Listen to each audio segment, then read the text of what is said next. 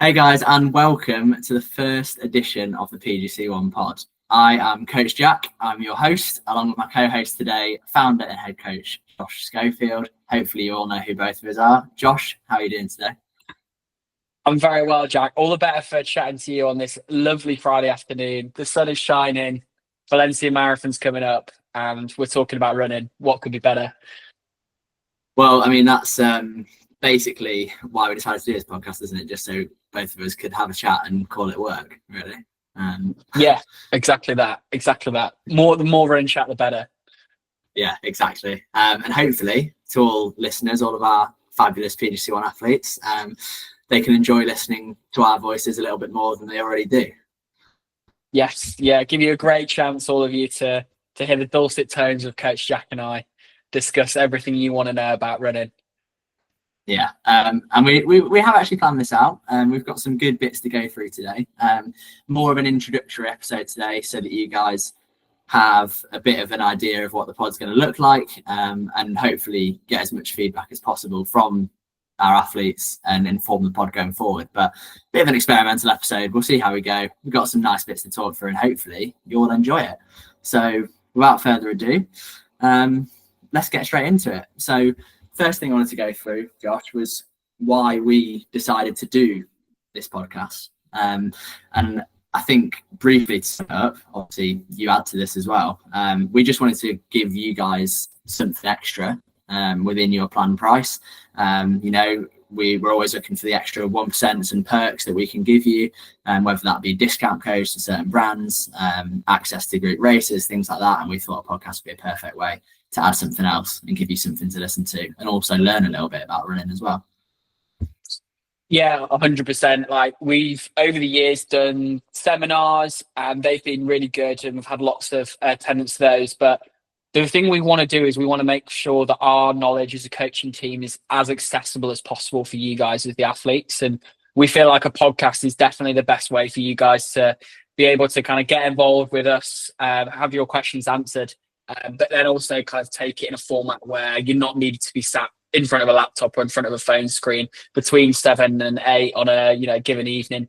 This way you guys can consume this podcast at your leisure, and ensure that we can have part of our knowledge and make sure that you guys are engaged with what we do.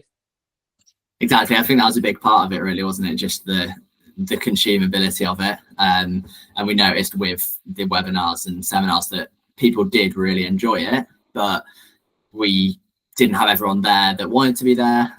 Certain bits were on and they couldn't access it. And this is just an easy way of people to, whether they're driving to work, whether they're cooking dinner, whether they're on a 45-minute easy run, it's a perfect thing to have on, and access it whenever they want to access it. So hopefully 100%. So first thing to go through, first segment, I guess, of the podcast is, I'm trying to get clued up on all the podcast terms. I think segment's one of them. Yeah, definitely segment. The first segment we want to go over today is to do with the PGC1 newsletter. As this is being released with the newsletter, hopefully you guys have all read through what we've spoken about last month and this month. And we're going to touch on a few bits that are involved in the newsletter. So I think a perfect way to kick it off would be with some athlete spotlights, Josh. I think going straight into this would be brilliant. Highlight a few of you guys that have been absolutely smashing it recently, and why we selected certain athletes for our spotlights this through 100%. Yeah, 100%. So for November, for one of my athlete spotlights, it was Hayley Pepper that was selected.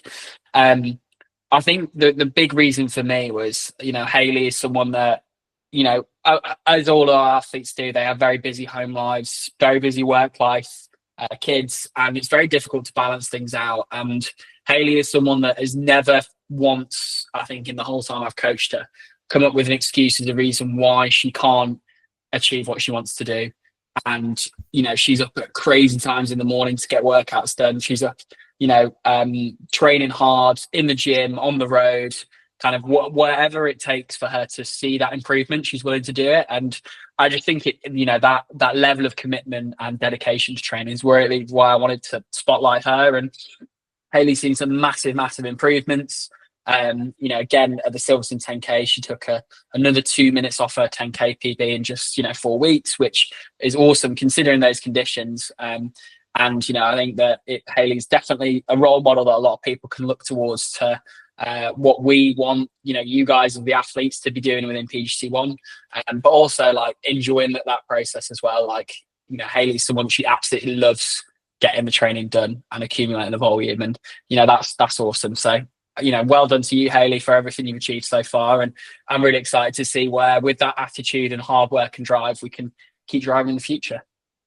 Yeah, for sure. And I think that's a massive point, what you said there about finding a way to get things done. And I think that's a key point that we do see across a lot of our athletes in PGC1, and that's something that separates a lot of our athletes from a lot of other athletes, around the country, around the world, is that willingness and that drive to get things in, even when you might be busy, even when it is a bit dark and cold and wet outside in the morning. And Hayley's definitely someone that's embodied that and shown that no matter the circumstances, you can get the work in if you really want to.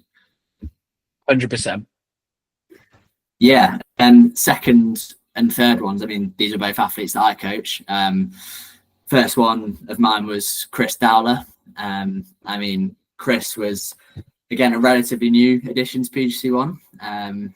Joined over the summer months this year and has just excelled ever since, really.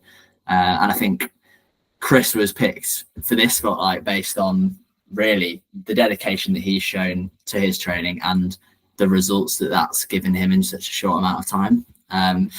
The improvement of Chris since joining has been, tenfold, really. He joined off the back of a 3:25 marathon he ran in March this year in Barcelona, and said that long-term goal 2025 he's going to run another marathon, but in the meantime we wanted to go and do some other races, establish a consistent training routine, and he's done just that. He has ticked off, I think, pretty much every single run since he joined has been green on Training Peaks, and that is the dedication that gets you the rewards. Flying at Northampton, breaking 90 for the first time in the half marathon, we're running 1:28, and then literally only 4 weeks later ran 1:23 at Great Eastern half in Peterborough. I mean, that level of improvement is ridiculous. Like, Chris, unreal. We've said it to you at training on a Wednesday, but like 5 minutes in 4 weeks is a joke. Like, that is serious wheels, and that's what I love about the athletes in PGC1. Like, they're just not afraid to go and get after it and just put in an absolutely ridiculous race performance. And yeah, that is unbelievable. Yeah, I mean, to be fair, if Chris continues at the 5 minutes every 4 weeks, it would only take him about half a year to break the world record, I think, in half marathon. So not going to be far off. So keep going, Chris, and we'll have a world record on our hands soon. And then back that up again, literally 6 days later at Napton 10K, running 39 minutes, which was fantastic, under 40 for the first time on a wet day. And since has backed that up in even worse conditions at Silverstone. This is obviously post when we posted about the spotlights, but has then gone now and ran into 38s at Silverstone. So again, continuing to improve, and it's a credit to Chris, to Chris's hard work and dedication, really. 100%. And Amanda's also had an absolutely fantastic last couple of months with you, Coach Jack, as well. Yeah, for sure. So Amanda Pearce is the third athlete spotlight out of 3 for November. She's, again, in a similar story, and this will be followed throughout our pods, I think, and throughout our athlete spotlights of people that have really just worked hard, been consistent, been dedicated, and that's how you get the rewards. And Amanda's been another shining example of that. We started early summer this year, and to be fair, she won't mind me saying she had a few tough races over the summer, things that didn't quite go to plan, and it was a bit of a process and a case of us establishing a routine that worked, and we played around with the weekly structure a little bit to fit it around Amanda's work and life, and we've seemed to have then found the routine that works for her as a runner now. And since getting into that consistency and smashing out green week on green week. She's gone from strength to strength. Taking 2 minutes off her 10k PB, 9th on the PGC1 all-time rankings, and then taking over 7 minutes off her half marathon PB, running a 1:28 and going 8th on the all-time rankings. I mean, from a performance level as well as a dedication level, it's absolutely fantastic to see. Amanda's, the embodiment of hard work and dedication. So all three of them absolutely fantastic, and hopefully more of the same this month. We've got some more highlighted that will have just come out on the newsletter that you guys have read. So congratulations to those athletes as well, and we look forward to dishing out more spotlights in the future. Dishing out more spotlights, dishing out more socks. Oh yeah, 100%. The socks are cool. I've actually had quite a few people talk to me about the socks. Even obviously the athletes that we coach as well, but even down at the track, one of the guys I coach, Callum, one of the young guys, he's been wearing the socks, so is his dad, and they said they absolutely love them. So yeah, some great reviews. I think they look cool, don't you? Yeah, they're really nice piece of kit. I'd say they're up there with the Sorvests as nicest piece of kit we got. So yeah, we are doing an order soon. So if anyone wants a pair, let us know, get an order in, because they are not only just really high quality, they do look great as well. Yeah, they are really cool. And yeah, let's just not advocate that the two pieces of kit we think are the coolest are New Balance, but no more. They don't reply to my emails, so whoops. Yeah, we'll end that one there. So next little bit to touch on, I guess, is recent bits with PGC1 is Silverstone Run Fest. Do you want to kick us off on that one, Josh? Yeah, I mean, Silverstone was a fantastic day out for those that were able to make it. In as much as from a performance sense, the times were brilliant and everyone ran really, really well.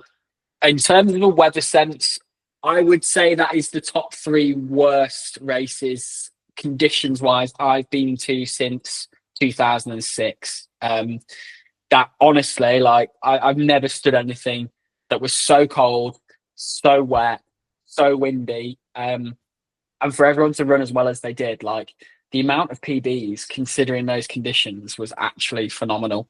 And what I'm so proud of is that over the years we've gone to that race before, just after COVID and kind of just pre-COVID.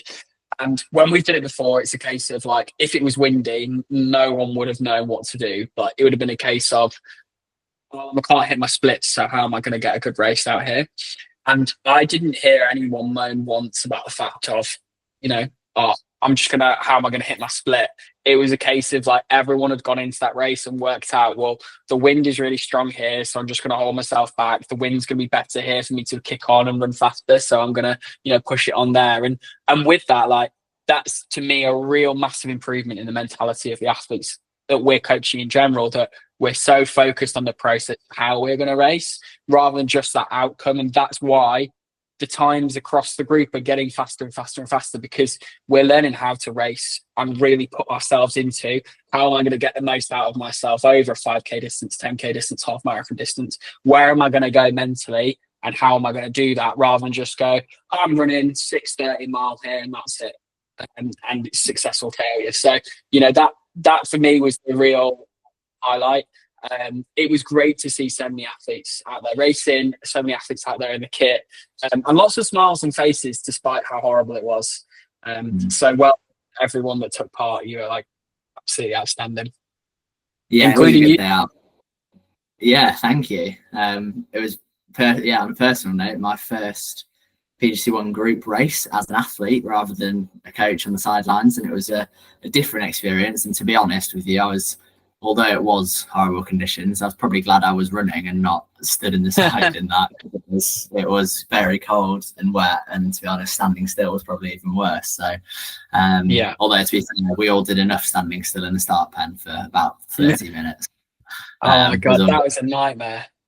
Yeah, it was already drenched and cold on the start line. There was no point doing a warm up really. So, but it was really good fun, and from my perspective as well. It was so good to be able to race with some of our athletes and people that I'm usually just watching, and I really enjoyed myself to be on that side of things as well. And special shout out to Tommy Cook, who I coach, and we had a nice little battle. It was nice to race with him. Unfortunately, he got the better of me on this occasion. Well, I say unfortunately, probably fortunately, because it shows I'm doing something right coaching wise. So, absolutely. So yeah, it was a good day out, and hopefully more to come in the future. 100%. Yeah, definitely. So the next thing we want to touch on to round off the newsletter segment, written a piece in the newsletter speaking about consistency over Christmas. Yes. And do you want to talk us through why this is so important, what that needs to look like, and just briefly run people through on that? Yeah, I mean, the Christmas period is a really difficult period of time to manage, because there's so many pulls away from you and from your general like normal routine. Obviously, you're off work for a couple of weeks, potentially could be a week, depending on what job you're in, and family life, the commitments there increases, social life, the commitments there increase, and with so much exciting stuff coming up in the new year, you can kind of feel pulled in a lot of different directions of how am I going to be able to get my training in, but then also have your social time, which is super important, and hit your family requirements as well. So it can be really difficult to manage. And we've just kind of gone through a couple of things for you guys to be aware of that, we can do to help you essentially manage this period. So the first one for me is just being really organized. Like, what are your Christmas plans? When's your work night out? Where are you going to be? And what's achievable for you to go and do running wise? Because if it is only achievable that you're going to run 3 times in Christmas week, that's absolutely fine.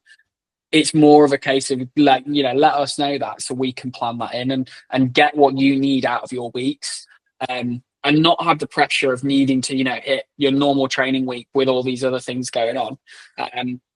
So, if the key thing with Christmas is that we want to be training enough that we can keep, you fit so that you're not having to kind of get started in January and get back the fitness that you've lost. But at the same point, we don't want to be trying to burn you out and do too much. So just a couple of little tips and kind of a bit of rationale as to things that we can be doing at Christmas time to ensure that we can still train, but also have some fun as well.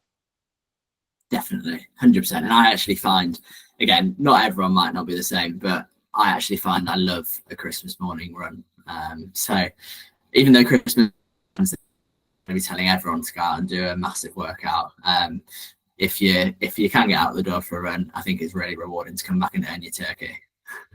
Christmas is on a Wednesday, so will people be doing Workout Wednesday on Christmas Day this year? Question for the group. Yeah. Google form coming out soon. It's not just Christmas that's on a Wednesday. We also have New Year's Day on a Wednesday this year. So we do. Those of you that have a big New Year's Eve, look forward to seeing your workouts on a Wednesday as well. Yeah, I'm not sure they're going to happen. But yeah, I mean that's the key thing, isn't it? Just keep in contact with your coaches, let them know what you can and can't do, and the weeks can easily be swapped around to fit what you need to do. So that communication is key.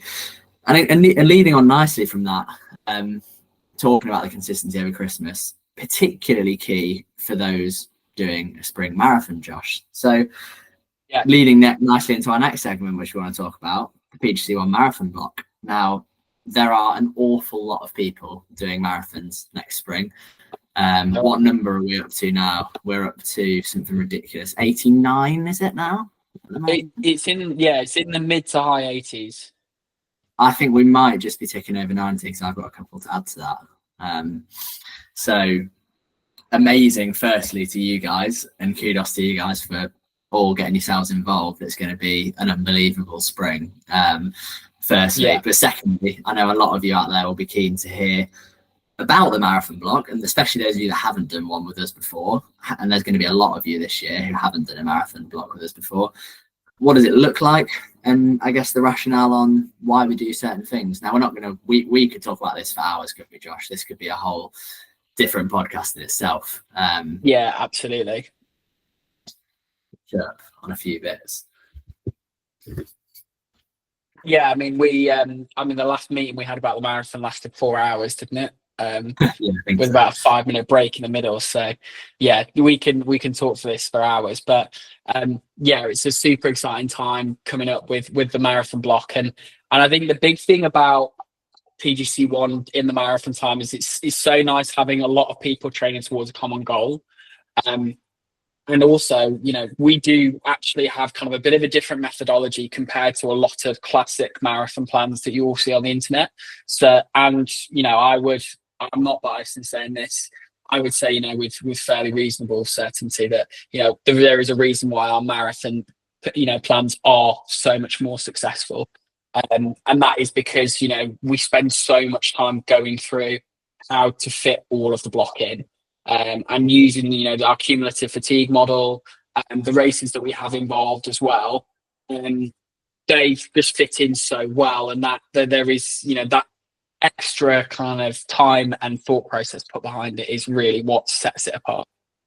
Yeah, 100%, and that was particularly apparent with this 2025 block that we've planned out. There's been a few spanners in the works in terms of days this year. Obviously, as many of you will know, Manchester and London fall on the same day, which makes life a little bit easier for a lot of you who want to train together because you're on the same weeks in terms of weeks away from the marathon. But then also a little bit more difficult in terms of the pre-races, Josh. We had to do a little bit of thinking, didn't we, to fit stuff around when our group, Wokingham and MK races fit, because they're a little bit further out from the marathon than they usually are.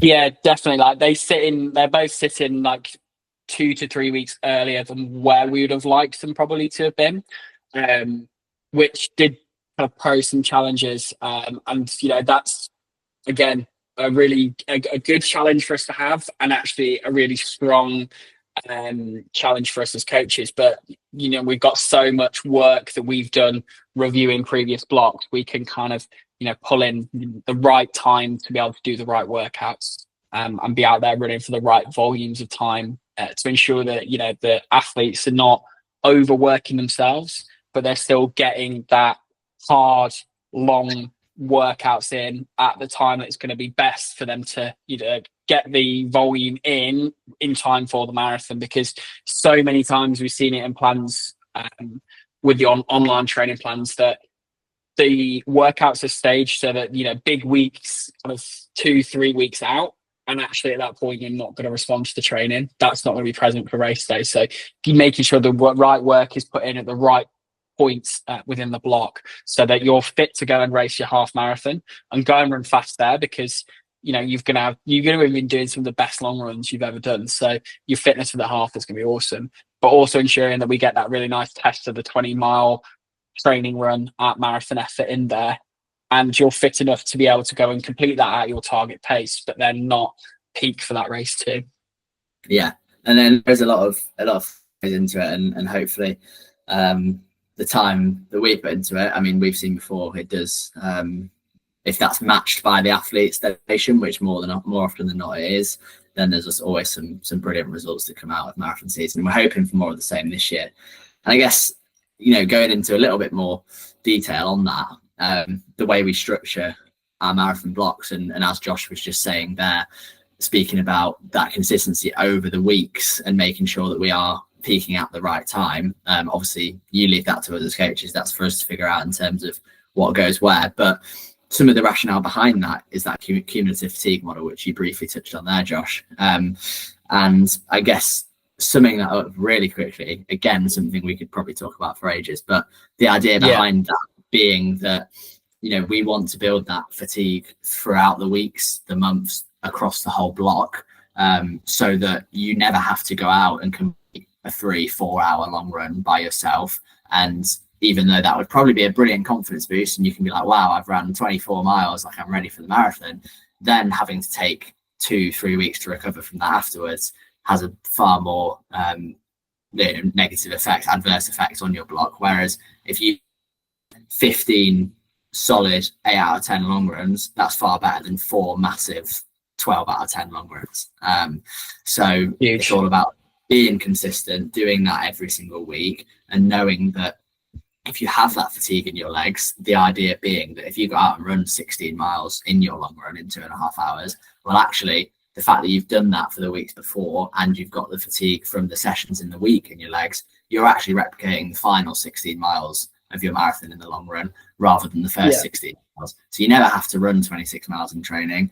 You've done that in the pre-work so that when you're fresh for the race, actually your legs are fresher. You've already done that hard work on tired legs. You're ready to go and run 26 miles on race day, aren't you? Yeah, absolutely. That point there is spot on. You aren't ever starting a run at 0 miles fatigue. And it's important to remember that it's not as linear as you start a run at 0 and you finish it at 16. Therefore, you have the fatigue of 16 miles. You actually have the fatigue of all of the days leading up to that. You know, even from your rest day, you're still gaining levels of fatigue. And what we do in the plan is we push you to a point where you've got enough fatigue to super compensate from it and respond to the training rather than get into a non-functional overreaching stage where the fatigue you're putting into the body is worth of, 36, 37, 38 miles, for example, run, of which point that's an ultra marathon. Well, not many people run an ultra marathon during a marathon training block in order to, get faster. It doesn't necessarily work quite like that. So that's, where that cumulative fatigue sits. And within that, it helps you run quickly at the half. It helps you run quickly at the marathon. We even see 5K PBs during the block. And, trust us on that one, that it's well worth just kind of committing to that level of training, because it's going to mean that you are going to be able to improve yourself as an athlete in the whole much more so, but then also come away from the marathon being able to get back running as quick as possible as well. Yeah, definitely. And I think that's a really good rundown. Hopefully everyone can take some bits from that and a bit more rationale as to why we do what we do and why you don't need to panic if you're someone who doesn't run over 20 miles in 2.5 hours. That's not a problem. You're still going to be more than prepared. And actually, a lot of our success in marathon are with, those people who haven't ran that far in the training block and they're looking more kind of 4 hours below. A lot of those people take massive chunks off the marathon time coming through our block. So, yeah, definitely. And again, it's a bit of reassurance for people as well. Don't worry, we're not going to make you go out for 4 hours on a Sunday. It's not, all of the training is achievable and not impossible to do. And I think at some point in the future, we'll probably do maybe something in a little bit more depth about the marathon, as we have done with the seminar series before. But as this is more of an introductory episode, I think we'll leave it at that for today. And if anyone does want to know more, let us know, and we might bring something else out about it. If you want to hear me, fire your questions away. We'll answer anything. Yeah, and if you want to hear us go really, really scientific and deep dive into it, then we certainly can at some point in the future. So moving on to our next segment, and again, this one probably a little bit more brief, but I just thought it'd be interesting to have a little chat about this month in athletics. With it being November, there's been a few bits and bobs going on, and those of you that follow the domestic athletics scene, you'll have seen a fair few bits and bobs about various races, whether that's the national cross relays or the European cross country trials down at up in Liverpool, I should say. Been some interesting results, and I think we can have a bit of a general chat about how some of that's looked for those of you that are interested in that. Mansfield cross country relays, by the way, is the best race of the year. That is better than an Olympic 1500 meter final. It's better than anything. That is the race of the year. I love Mansfield. It is such an awesome venue. It's an awesome race, and it throws up some crazy results as well, which is the best part of it. So yeah, I mean, Shaftesbury and Barnet Harriers taking the win on the men's side. Nice to see both the D brothers back as well. Jamie was a good friend of mine growing up. Funnily enough, their dad actually ran 7:42 for 3K, and Billy and Liam, I think, are the fastest father-son combination over the mile. Both of them sub 4 minute milers. So wow, that's a good fastest father-son combination in history. I believe that's correct.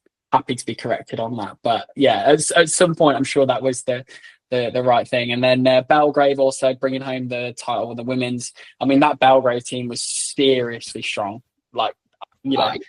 I think it could be up there with the all-time like strongest teams. I do think Belgrave are a bit of a Man City in the running world. One of those recruitment clubs who like to pull people in from various places. And to be fair, it is pretty similar with a lot of these top clubs, isn't it? They're not all necessarily from that place, and they're not quite being paid what footballers are being paid to play for them. But maybe travel expenses are maybe covered, so it does persuade people to go and run for some of the bigger clubs and also get their hands on a bit of silverware, especially evident in the relays when you need more than one athlete to go and do that. It does matter what club you run for. Big shout out to Charlie Wheeler winning first leg, by the way. For those OGs in PGC1, they may remember Charlie from doing our first ever photo shoot with the Saw vests back in 2020 around the Dav football field. So well done, Charlie, winning first leg. And Angus McMillan also came in second. Was he second on first leg? Yeah, I think he was second. Yeah, shout out to Angus, City of York legend. So that's a bit of, we've basically won first leg there, haven't we, at PGC1? Technically. First and second. I mean, we're both good friends with Gus, so you could say we've had. Gus has trained in Daventry as well, so I taught him everything he knows. There you go. So not just on the domestic scene, we're on the national scene, aren't we? At HC1. And I guess looking again just slightly further down the field, second place in the men's were Bedford, which was a really impressive run, I thought. And as you said about results and being a little bit throwing up shock results sometimes, I don't think many had them down as a top 3 this year. Probably top 10, but that was a big result. And I want to give a special shout out to Ed Blythe on the first leg, a really good friend of mine. I met him on the young athlete camp actually, where I back in the day. And he did the first leg, came through in 12, only a few seconds down, so set them up really nicely, and the boys brought it home. Yeah, Bedford always there or thereabouts. And so congratulations to them on their silver medal. And obviously the final shout out to Lincoln Wellington, the team that I ran for. Strong 62nd this year. That's good, mate. That's really good. That's it was a tough domestic field, mate. So congratulations, well done. Yeah, we'll move on from that one. It was a day out the cross country, really. But moving on from that and ahead a couple of weeks to when this bit gets released, probably last 2 weeks ago's action at Liverpool in the Euro cross country trials. Some seriously impressive runs there as well, Josh. Yeah, across the board, like the standard of the under 20 races, both the men's and the women's, were awesome. Watching two girls that have run low 15 minutes for 5K under the age of 20 just absolutely dominate that junior women's race was awesome, and they did really, really well. The men's race, super competitive. It was nice to see PGC1 athlete Dexter Thompson try and run through the field there as well. Like that was again a really, really good race, and excited to see how that under 20 men's team goes, because Henry Dover, George Cootie, they could be 2 favourites to win gold there, and Jess Bailey and Innes Fitzgerald again probably 2 favourites to win gold. So I think there could be a lot of silverware coming home for those teams. It's ridiculous the strength of these races going forward now. Like, I mean, I was in the under 20 race in it'd have been about 2017, and I think I finished 12th. And I look at the standard of the field now, and there's probably no way I would have made top 100 with the fitness I was in at that level. Like, the standard of these kids is ridiculous. They are just going so far and above what's been previous. So it was awesome to watch. They're just so strong, aren't they? And a lot of you listening will know our resident under 20 track athlete Dexter Thompson. And to give you some context, we know how incredible some of Dexter's results have been this year with HC1 records, but running for England, being one of the fastest under 20s in the country over 1500 metres. And I'm sure Dex won't mind to say the fact that he's finished in the 50s in a race like shows the incredible depth and strength that there is at that age group. It's just ridiculous. Yeah, absolutely phenomenal. And it was very interesting watching the under-23 races amalgamated into the senior races. And yeah, I don't know how much legs that's got for the future. I like the fact of they're ensuring that the races are the right distances, because the difference between a 5.5K race and an 8K race and a 10K race is massive. And you definitely need to have the right race distances for Euros at the trial. Did it impact the results for the Euros team? I think it probably did, actually, because there was a lot of very strong senior men trying to run through the back end of that field that really struggled. And yeah, I would definitely say there was some level of impact there. Probably less so on the women's side compared to the men's. But I would see that under-23 race as a standalone race going forward for sure. Yeah, I think it brought some different tactics into play as well, especially for the seniors. Like, we definitely saw it with David Stone, the winner of the under-23 race, just went out hard and dragged some of the seniors with him. And that actually caused those front few seniors to just get that gap early on, and then that couldn't have been closed. But almost without the under-23s there, would that have happened or not? I'm not so sure. No. So the fact that he was dragging some of them rounds definitely impacted the senior results, I think. And because it was a slightly shorter course, those that usually work through the field towards the end didn't really have time to do so. Yeah, I'd say so. And there is a big difference with not having that extra 2K. You could see it where people were not able to necessarily time their runs to get those minor placings and hit the team. But that senior men's team's a very, very strong squad. And I'm excited to see how that goes. I think the senior women's team, that's probably one of the best senior women's teams Britain's probably produced for quite some time. And they're going to be very, very competitive in Turkey, I think, both of them, which is awesome. Here's one for you. Should they move the Liverpool trial, take it out of the Cross Challenge series and have it as an invite race at Mansfield on that date? Discuss. What are your thoughts on that? What, so you mean alongside the relays, then also have a trial race? So you have the relays at like start of November, and then that last weekend of November, as normal, you have the trial races, right? You've got to qualify to get in there. So you've either got to like hit a time on the track season before, or you've got to do like a local league match and get yourself an invite to be able to get to the national trials. Like, have it a bit of like an NCAA style thing. There could be this race to the trials to qualify to get yourself there. And then it'd be smaller fields, but like high quality athletes. Like senior men's, I'm talking like only 100 can go. It's under 23s, like it's 75 in the field, and it's the top like draw. I think that when they do the live stream of the Mansfield course as well, it's much better because you can kind of see more, and I think that could be a really, really cool domestic event. That's what I've got in my head is what they should do. I think it would be really cool.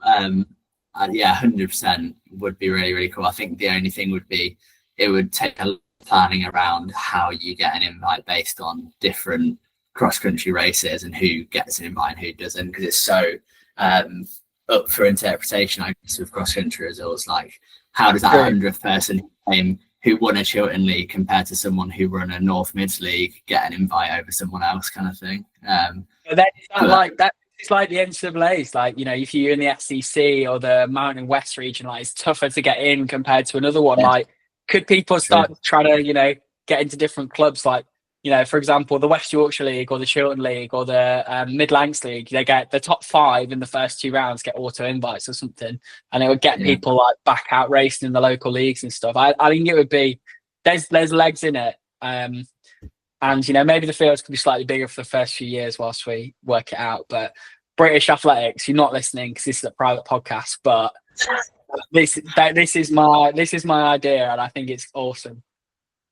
Well, those of you that are interested in domestic action, let us know. Send us a text or pop it in one of the group chats. We'd love to hear your thoughts on that. There'll only be about 4 of us discussing this, but yeah. we will enjoy Yeah, it still. as long as we enjoy discussing it, that's the most important thing. So yeah, that's kind of this month in athletics. There was a couple of other bits maybe to touch on, but again, things we can cover at a later date. I want to move on to our last segment of the day right now, and this is going to be a bit of a fun one, and we're going to do this every single pod, a different game each time, but the plan is that we're going to finish with a bit of a fun game that you guys at home can hopefully play along with as well, if you back your athletics knowledge. How much do you back your athletics knowledge, Josh? Do you know what? It's not as good as it used to be. Like, I think if we were talking like 6 years ago, like I'd have backed myself. There wouldn't be much I wasn't being aware of, but I'll give myself probably like a 7.5 out of 10. So to finish off, our final segment of today is athletics tenable. So the way this is going to work is both of us have pre-prepared some lists for each other, and we're going to tell the other person a list and ask them to name 10 items on the list. There might only be 10 items on the list. There might be more, and just name 10 of them. But that is how this is going to work. Those of you that have watched Tenable, this is effectively going to be the same thing, but in athletics terms. So without further ado, Josh, would you like me to go first, or would you like to go first? I'm happy for you to go first, mate. Okay, cool. So I will I'll give you the category, and you've got to give me 10. So first category of the day, I'm going to start off, I think it's relatively doable, is the Paris 2024 men's 1500 meter finalists. There were 12 athletes in there. I want you to give me 10. I'm going to struggle with this. And again, okay. No worries if we don't get a 10. We'll see what the scores are at the end. Right. Cole Hocker. Yep. Josh Kerr. Yep. Yared Nagusi. Yep. The Goose. Jakob Ingebrigtsen. Yep. Niels Laros. Correct. Neil Gawley. So that's 6. Okay. Did Nordafs make the final? Is that a guess? Right. Other caveat to this that I should have said at the start is you get 3 live. So if you get 3 incorrect guesses and then you're out. Feel like Nordafs made the final. Correct. So that's 7. I think Timothy Cheriot made the final as well. That's 8. There was another Kenyan, I think. I don't think any Australian did. Maybe the Aussies make it. No, none of the Aussies did. Is it Mangoyi? Did he make the final? Kenyan? No, he did not. That's 1 life. No.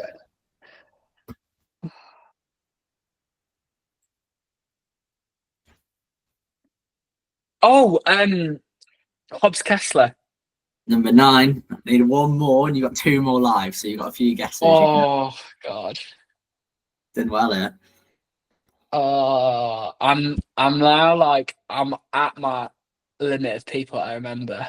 I think we've got the most popular or well-known 9. I think it's a niche couple, isn't it? Yeah. Yeah, no, I don't know any others that made it.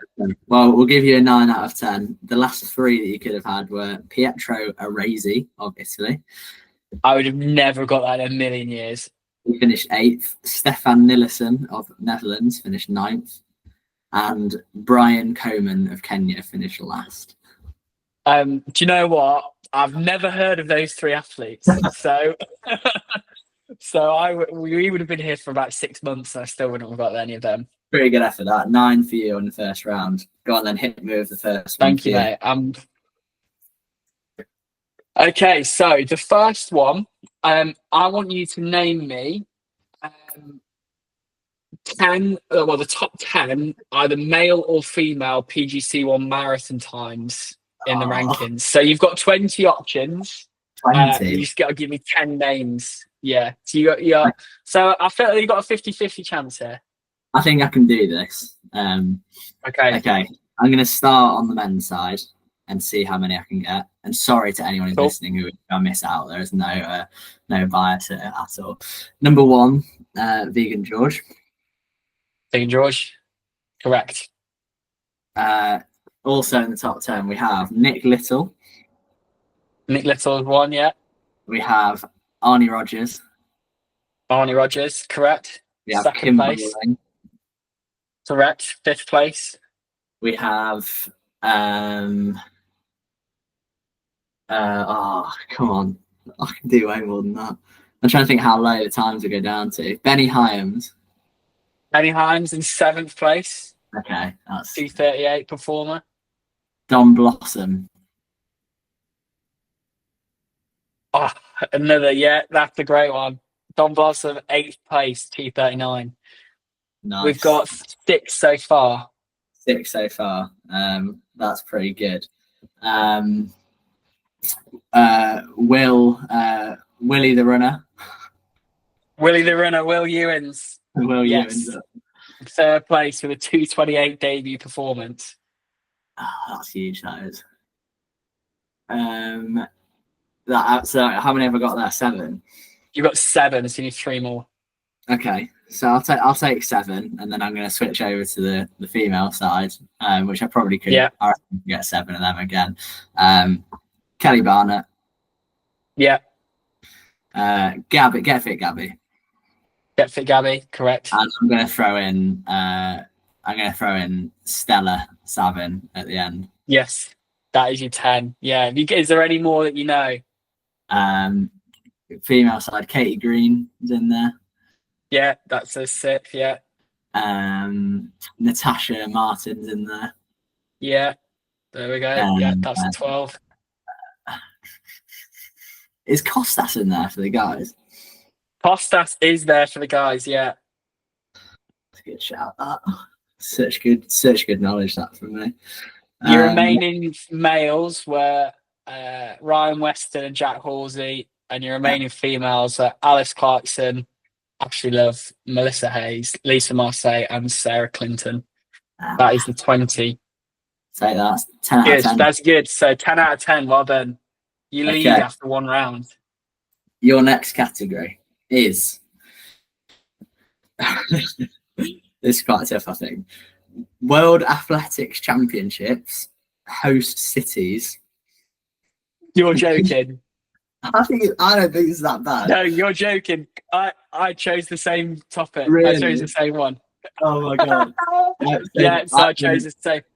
Since 2000, so there's 12. Since 2000. Okay, yeah. And I got once this. 10 of the 12. I got this. Yeah, Okay. definitely. good. Budapest, Yeah. Oregon, Yeah. Doha. Yeah. Well, technically Oregon, not this, but I'll give you that. Oh, Portland, Oregon. Eugene, actually. You're Eugene. London, Beijing, Moscow, Daegu, Berlin. Then it was Osaka, 2007. 05 was Helsinki. 03 was Paris, and 01. What? I can't remember 01. Well, that was Edmonton, Canada, but you got 11 there. Edmonton, So Canada. 10 out of 10 on that one. That's in. That was impressive. I wouldn't have got 10 on that. Well, yeah. Well, I brilliant. Well, mine, I'd actually for the last one gone for all athletics host city world venues. So That's fine. We can do 2 each. I'll get you another rankings question. I think that'll be sweet. Go on then. What's your second one? Okay, so my second category. Now this is niche. I want you to give me 10 representatives of Great Britain and Northern Ireland over the 1500 meters at the World Championships since 2001. Now there are 15 athletes who have done this. Only 15. Yeah, only 15. These threw up some kind of mad stats for me, which I really enjoyed actually. Okay, so anyone who's just competed at the Worlds for Great Britain. For Great Britain, men's 1500 meters. Okay, Jake Whiteman, Just correct. Josh Kerr, That is correct. Neil Gorley. Correct. Elliot Giles probably done the 800. I don't know if he's done 15 at Worlds. I'll say Elliot Giles. Correct. 2023.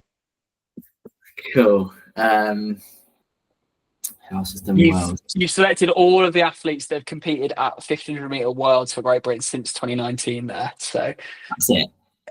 Yeah, those four are the only they've done it in the last since 2019. So this could be tough. cast your mind back.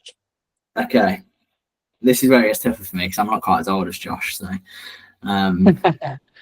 okay, I think that did Robbie Fitzgibbon? No, that is not tenable. That's one life. Oh, okay. Charlie Grice. Charlie Grice, tenable. Cool. He definitely did. Come on. Can do this. That's 5. Oh, this is going to be tough. Now, some part of me wants to say Mo Farah. For like a pre 5 and 10K Worlds. But I don't think he'd have done it over the 15. When's it since again? 2001. My 2010 is pretty appalling knowledge in that period. There's a couple that like should be gettable. I'm embarrassing myself on the pod here. I hope there's no one at home screaming the answers. Okay, come on. I think we need a time limit on this as well. I won't sit here thinking for more than a couple more minutes. Yeah. If I can't get them, Molly's gonna have to edit it. Molly's gonna have to edit this out. Edit some of the time out. Come on. Give me a club clue. Okay, so there's someone from the city of Edinburgh that made 3 consecutive teams and made 2 finals, I think.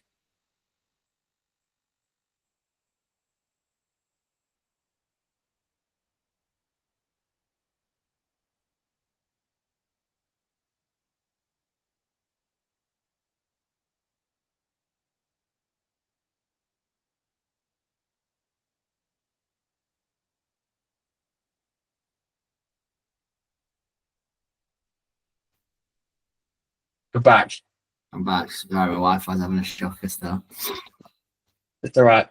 City of Edinburgh made 3 teams and I think 2 finals. I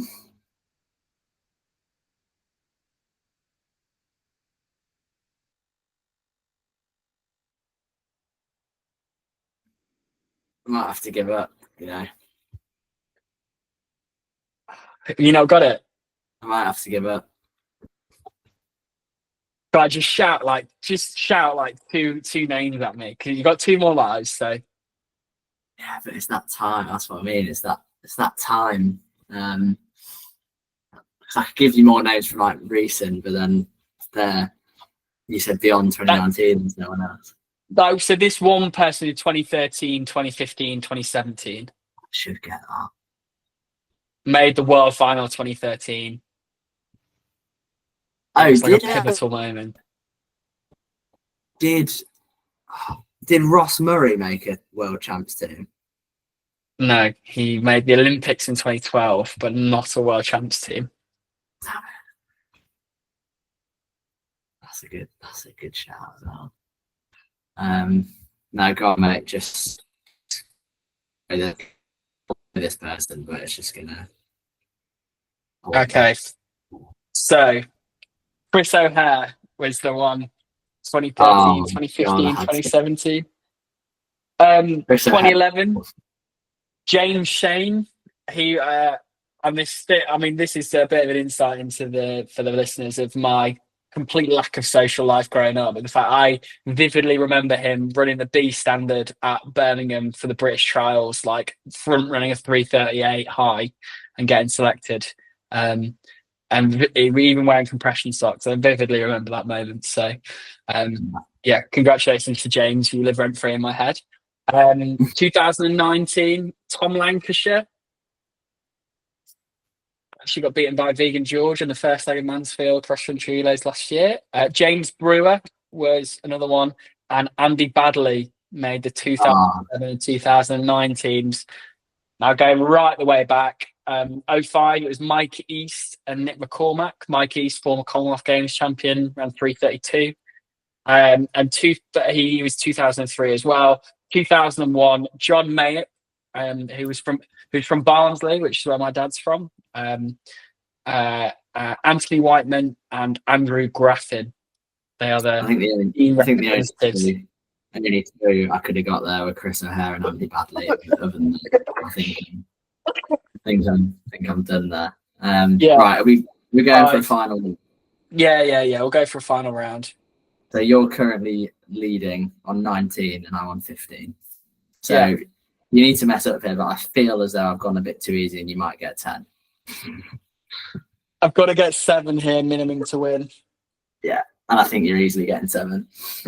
So your final category, because it's too late to change it now and make it really hard for you, is there are only 10 UK women to have ran under 1 minute 58 for the 800 meters in history. Name me all 10 who've ran under 1:58.00. Okay, that's pretty tough, actually. Fair play, that's pretty tough. Okay, well, Keely Hodgkinson. Yeah. Gemma Reekie. Yeah.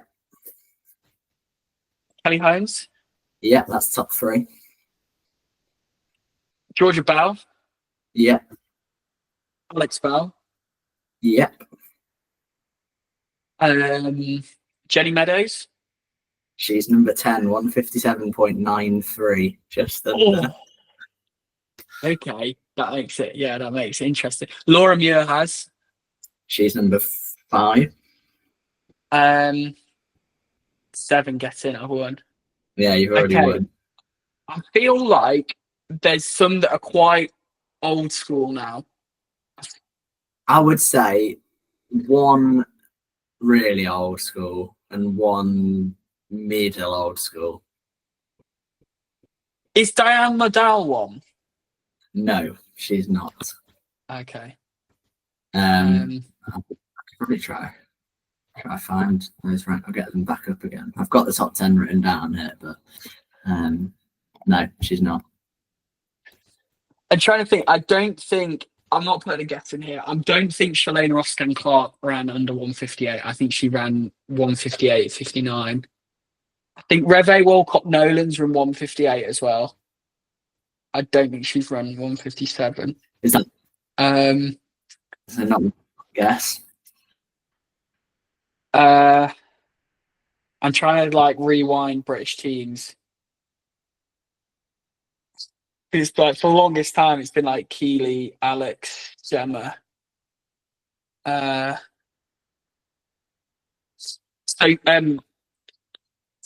Phoebe Gill. Phoebe Gill is number 9. Yeah. I nearly called her Sophie Reynolds because she looks like someone that I went to school with called Sophie Reynolds. For reference on those other ones, you said Diane Liddell is 14th and Shalane Roscoe Clark is 60th on the all-time list. Okay. So you've got 2 more. We've got number 6 and number 8 to get. Okay. One of them ran it in 2016 at the Olympic Games, and one of them ran it in 1985. Okay. 2000. Lindsay Sharp. Lindsay Sharp is number 8, and I wouldn't get this other one. I don't know if you'll know who she is. Did she run for a club in Manchester? No. No, I've got no idea. It is Kirsty Wade. Kirsty Wade. No, I would have never got that. Never in a million years. Is she related to Luke Wade? No, no. Well, you tell us. Wade, if you're listening, are you related? You made it this podcast. Luke Wade, is your mum called Kirsty? Did she run 156 or 57 for 800? Right, okay, so you've got 9 there, so you've finished on 28. So I am out of it, but I will give this last category a go. Okay. So yeah, okay. Right, let's go for PGC1 5K rankings. Got to be in the top 10 on the male and female side.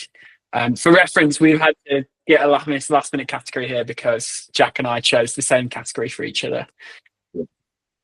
Joined up thinking. Okay, I'm going to start on the female side this time. Yeah. As I did more men for the marathon. So I'm going to go Get Fit Gabby. Yeah. I'm going to go Stella Cross. Yeah. Alex Richer. Yeah. Kelly Barnett. Yeah. I reckon, is that the top 4? Is there someone else in there? Natasha Martin must be in there. Yeah. I'm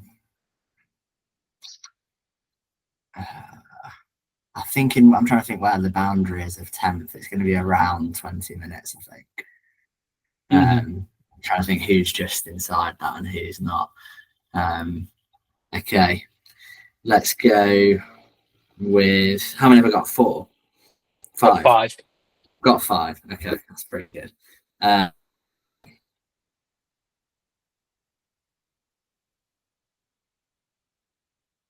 Did you hear that? Did you not get that? No, I didn't hear that one. Said Katie Green? No, unfortunately, 13th. Okay, right, okay. I'll switch over to the men. I reckon I can get someone there. So we got Tommy Shaw.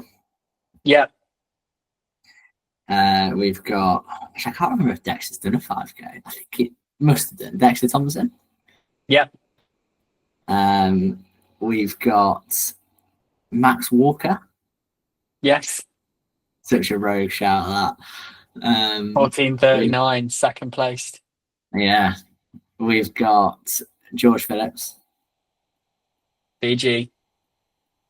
And one more who must be on there. Milan Campion will be on there.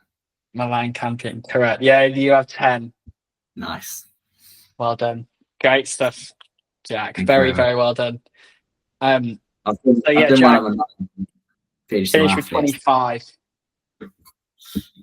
Yeah, 25 I'll take that. I'll take that. That's some high standard stuff there, actually. Yeah, and hopefully you guys at home enjoyed that segment and managed to get a few of them yourself. I know they were some pretty tough knowledge, I guess, on some of them if you're not really a full athletics fan, but we thought that was the most relevant thing to do this game on. So there you go. I was going to test Jack on varieties of coffee, but I didn't think that would go down too well.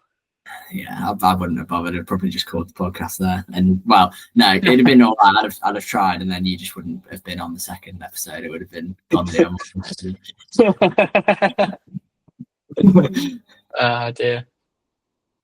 But yeah, that pretty much sums it up. We won't waffle on for too much longer. It's been a pretty long one to kick things off, but hopefully you guys enjoyed it. Let us know your thoughts, anything you want us to include in the future, and if you enjoyed it.